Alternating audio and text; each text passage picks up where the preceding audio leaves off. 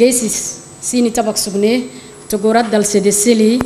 بروجي اللي تنيناي اللي قد دويتاناي اللي قد دويتاناي اللي تامت نويناي أديداس كي سين اللي تامت نويتانا محا يوبي مريان كاي أسبوع مرايكادو أساو كيميتيان كامي دقو منها وديري سيني أكسيو أجس سيني هيو كاكينمي أبروجي نهاركا أديداس يتمو أسبوع ماي تجورات دلا أسبوع بروجي تجورات دفن بهني تجورا جابو بهني أجابو كهينمي أجابي كل عادي ددلكا ديرو الله فيانا يتحلتا ددلكا بولولو بحرت بنينكيه أجبي جبتلي أبروغرام كادو أجبي بروغراماي نهارك أديداس أبروغرام اللي ميتنا حيول تامتني على سبح التامتني مشروعي أبروجي كاكتميتمي نهارك هندي هجبو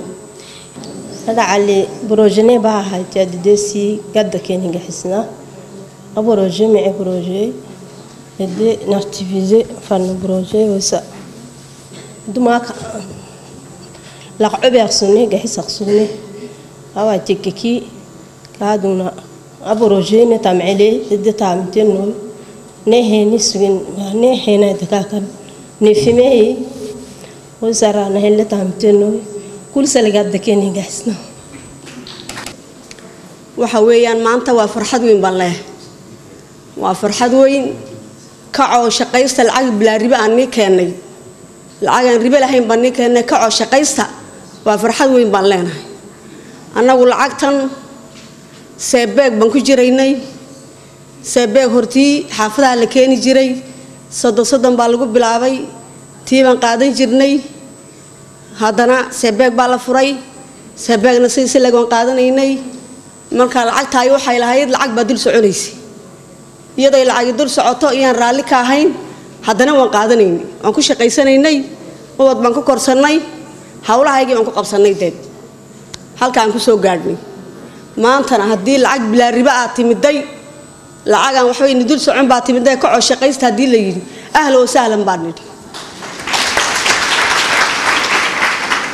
maanta waa inoo farxad weyn balleen haddaan reerta jooranahay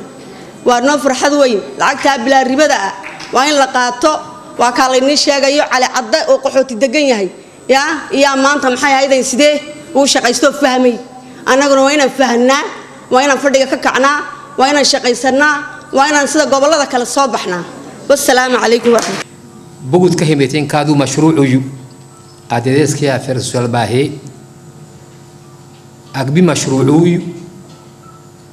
مهم كم مشروعي وعدي أكل كن عن سلسلة الحكادو عن قرار حواره كحتا رجين إنها أقبل إنها أبان تاما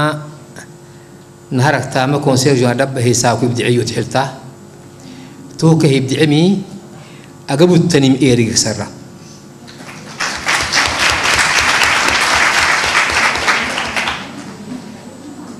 توي كادو تونه تنتاما تيميتيانا أكهيتال تيمئهيانا نقبي كادو قحسيس ومكلا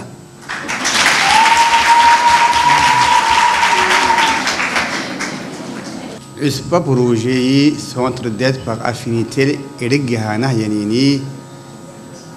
نفهم باهن تو عدنا ابروجي كهيارينها سايمر الكورسي تام بروجي تقول كي طبعا كي افرق هرتيل يعني ني سيبليك تنمي نام مبول كي منحنا تبني برا تو نام مبول كي منحنا تبني برا اللي كل سوانا ماي طبعا كي بحر قرب الهلونو تو طبعا كي بحر قربكو كل قربوي طبعا كي كونا برا كاك او علي تو طبعا كي كونا برا اتلوك تامت دودهتن طبعا كي كونا برا تو عندنا أهمي دولة أمشاريع كهباتي تنمي. Cette activité qui s'inscrit dans le cadre d'un projet que nous lançons aujourd'hui, c'est une activité qui renforce la résilience des communautés et comme vous pouvez le voir ici, aboutit à la mise en place d'entreprises. mais également porte sur un autre volet qui également renforce les petites entreprises et les entreprises vulnérables. Pour notre part, cette activité que nous allons traiter au niveau de la DDS, ça porte sur la résilience des femmes. C'est